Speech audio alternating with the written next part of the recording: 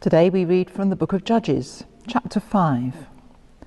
I chose this passage from all the ones set for today because it's a lesser-known work of the Old Testament, and also because it features two women who played a vital part in saving Israel from their enemies. In Judges, we are in pre-monarchic Israel, that is to say, before the 10th century BC, when the first king was chosen. At that time, a leader or judge arose ad hoc when Israel was under attack, called by God for a specific time and task. One of those was Deborah, and it's astonishing to find a woman in a leadership position in a very patriarchal society.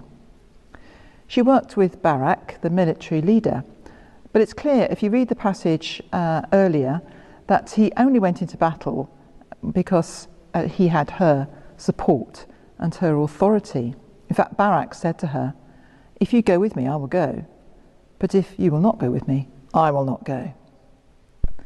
She agreed to accompany him, but pointed out that he was unlikely to cover himself with glory, given that attitude. In due course, Barak and the army of Israel defeated the Canaanite general Sisera, who fled.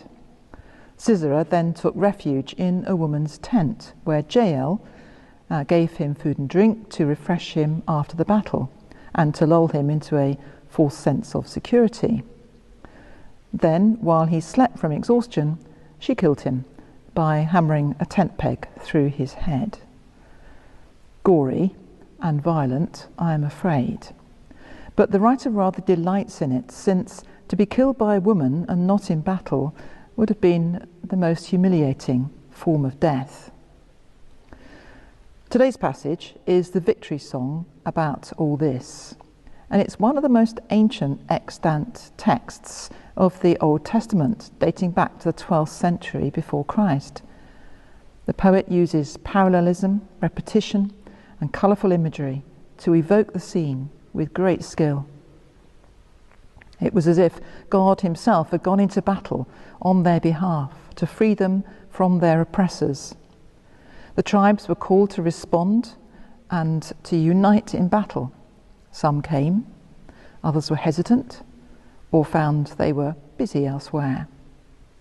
The battle took place, such a mighty conflict that it was as if the very stars were fighting for Israel.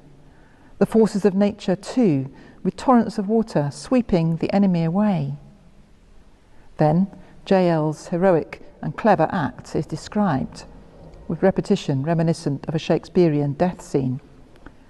Meanwhile, Sisera's mother, an aristocratic lady, watches for him returning from battle, but in vain. He will not return. There are echoes here of Moses leading the Israelites over the Red Sea while the Egyptians were defeated by the waters. And Miriam, Moses' sister, sang a song of victory. Whatever we feel about the aggression and violence in this tale, it's fascinating to see the roles of Deborah and Jael. Each acted with great courage and great intelligence. They planned their strategy. They used their own situations to advantage, making the most of what they had.